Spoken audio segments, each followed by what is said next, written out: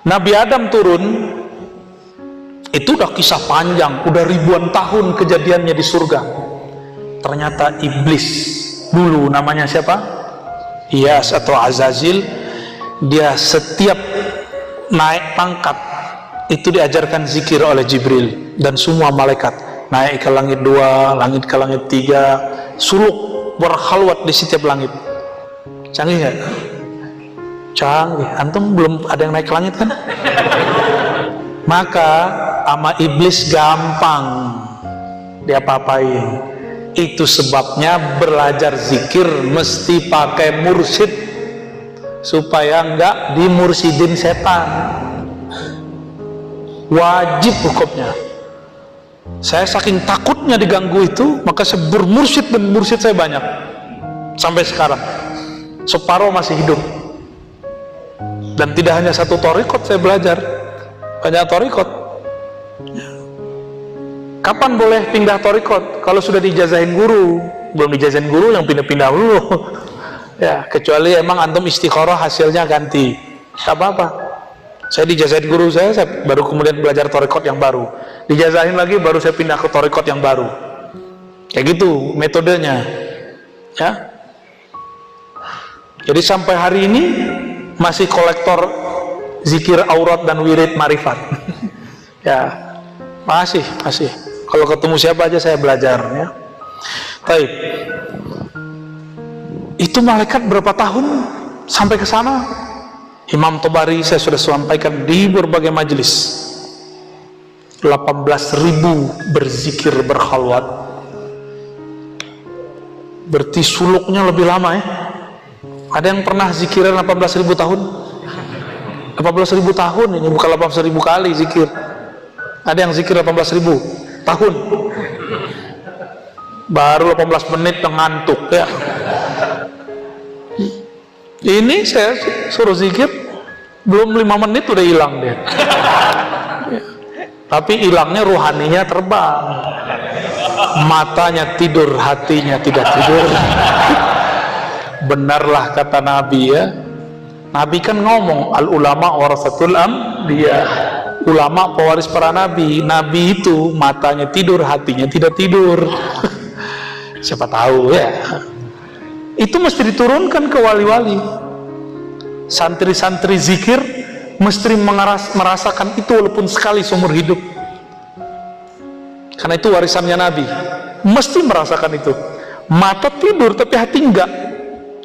Antum harus ngalamin itu nanti. Dan itu maharnya zikrullah. Maharnya apa? Zikrullah. Kita lanjut dulu, ya. Di langit al-muqaddar fiha arzaqul ibad. Di langit itu Allah sudah takar rezekinya hamba. Maka rezeki kita bukan di tempat kita bekerja. Rezeki kita bukan oleh orang tua. Rezeki kita bukan di penguasa. Rezeki kita bukan pada para pedagang. Rezeki kita ada di langit. Sudah ditulis. Saya menyampaikan kisah biasanya untuk bab ini. Murid dari Rabi'atul Adawiyah, namanya Rabi'atul Basriyah. Biasa perempuan di mana-mana selalu galau masalah rezeki. Apa yang dimakan besok? Nanti anaknya kalau lahir sekolahnya pakai apa? Pasti itu jadi polemik di mana-mana. Walaupun Ning atau Bu Nyai. Kalau di Sunda nyebutnya kalau Ning apa? Nyai? Nyaina. Ya, walaupun dia Nyai, Nyaina, Nyai Ha, Nyai itu sama semua. Urusan begitu semuanya sama. Ini Rabi'atul Basriyah, murid wali kutub. Murid wali kutub masih resah, risau. Kata jemaah tabligh nih, risau. Yang dirisaukan bukan gimana ngumpulin umat ke masjid, yang dirisaukan besok makan apa. Sampailah wiridannya baca surat Az-Zariyat. Wa fis samaa'i rizqukum wa ma tu'adun. Terhentaklah Rabi'atul Basriyah ketika dengar dan baca ayat ini. Oh, di langit sudah dijamin, ya. Di langit ada rezekimu, wa fis samai rizqukum wa ma tu'adun, dan semua yang dijanjikan untukmu. Percaya nggak sama Al-Quran? Percaya bener. Antum gak usah khawatir besok makan apa.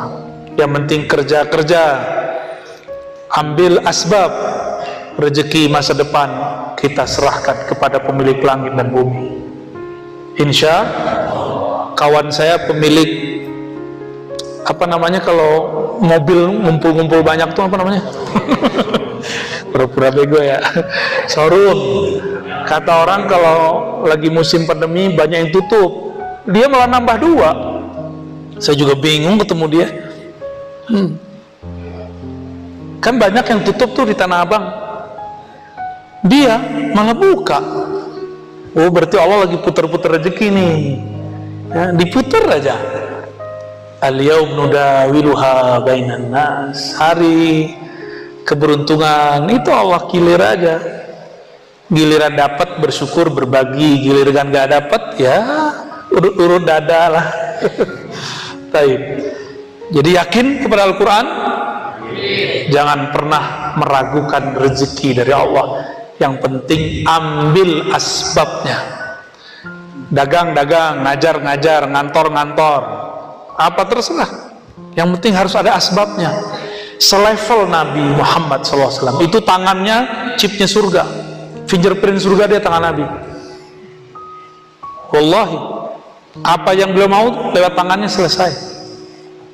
Tapi ketika musim perang, paceklik, habis semua bahan, Nabi mesti ada asbab. Maka dikumpulkan air, dikumpulin cuma saja satu gayung. Nabi begini kan, keluar air dari tangannya. Tetap harus ada asbab. Kalau enggak nanti orang menyembah Nabi Muhammad SAW. Sayyidina Aisyah ketika ingin menyembuhkan orang nggak pakai asbab, nggak pakai obat, nggak pakai syariat, kata orang Sunda. Syariat ini bukan syariat bahasa Arab. Ya, syariatnya berobat apa? Nah, itu dia. Paham maksudnya ya? Nah, syariat itu asbab yang dimaksud di kitab ini. Itu mesti diambil. Kalau nggak nanti orang akan jumawa. Gua mah nggak perlu kerja, rezeki datang sendiri. Tuh, sombong dia nanti. Padahal pengen tawakal. Ya, yang ada namanya takasul, bukan tawakul.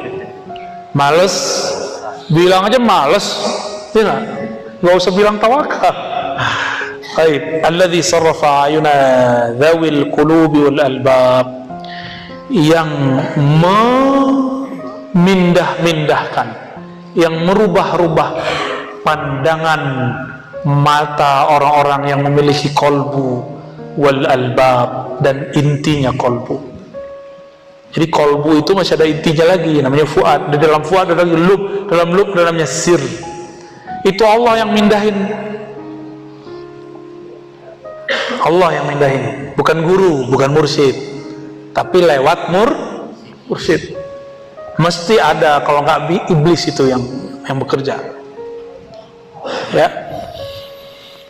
Dari mana kolbunya supaya berpindah dari memandang makhluk, memandang asbab kepada pencipta asbab. An mulahazatil wasaiti wal asbab ila musabbibil asbab. Dari memandang nasi yang mengenyangkan.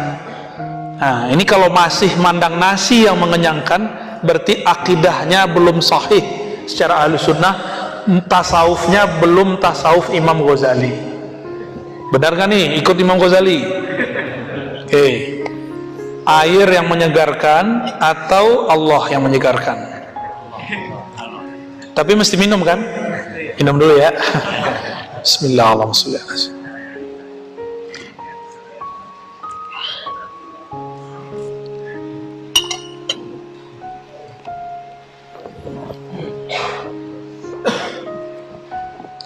Ketika terbersit di hati, ini sudah inti kitab nih. Saya baru baca mukadimah, tapi inti kitab ini.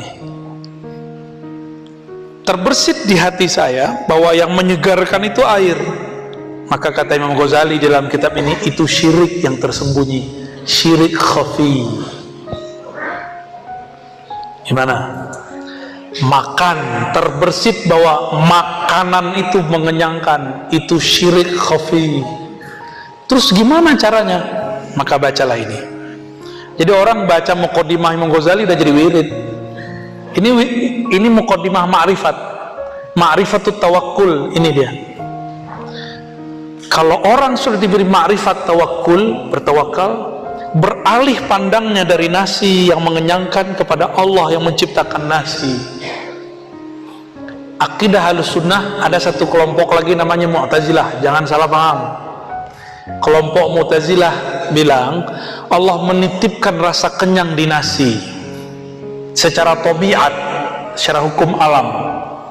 Maka setiap orang makan nasi mesti kenyang karena tabiatnya nasi mengenyangkan. Hati-hati, itu bukan Ahlus Sunnah.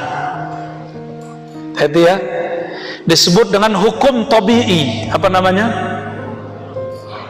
Hukum tabi'i inilah yang dianut oleh para filosof, oleh orang-orang fisika. Ini dulu yang dianut Ibnu Sina dan Al-Farabi, Aristoteles. Ini yang dikritik oleh Imam Ghazali. Maka Imam Ghazali membersihkan akidah Ahlussunnah dari pandangan-pandangan filsafat yang menyimpang. Jadi filsafat ada yang menyimpang, ada yang benar. Jadi gimana? Obat, apa ada kesembuhan di obat? Banyak orang berobat gak sembuh. Allah tidak menitipkan kekuatan kesembuhan pada obat. Ini akidah Ahlussunnah. Tidak menitipkan secara tabiat kenyang dalam nasi, segar dalam air. Kalau nggak percaya, lihat orang mau sakaratul maut, minumnya banyak nggak berhenti, tapi dia nggak segar-segar. Pernah lihat?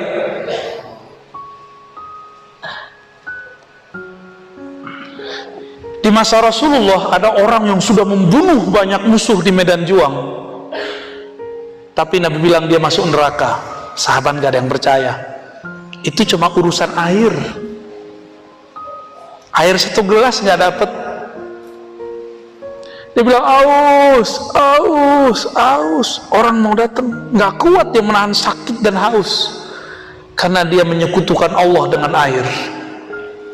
Maka saking nggak kuatnya, maka dia ambil, itu bukan bedil, belum ada bedil saat itu. Namanya apa tuh? Pisau belati. Langsung dia tusukkan ke dalam jantungnya.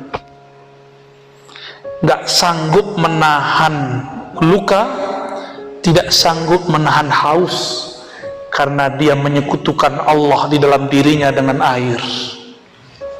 Nanti ada masa hujan nggak turun-turun, paceklik di mana-mana, sawah-sawah tidak bisa menumbuhkan padi lagi.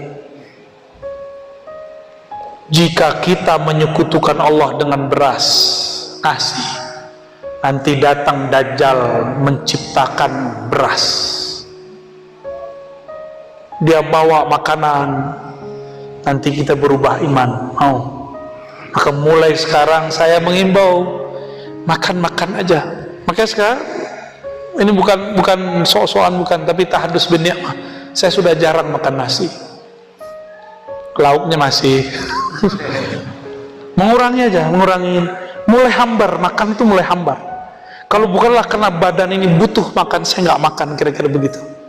Udah mulai begitu rasa hambar mau makan.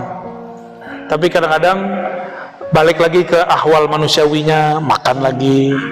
Apalagi orang Sunda kan punya nasi enak tuh, apa namanya? Siliwet, nah itu berarti arozinya lagi muncul tuh. Alhamdulillah kemarin ya. Alhamdulillah.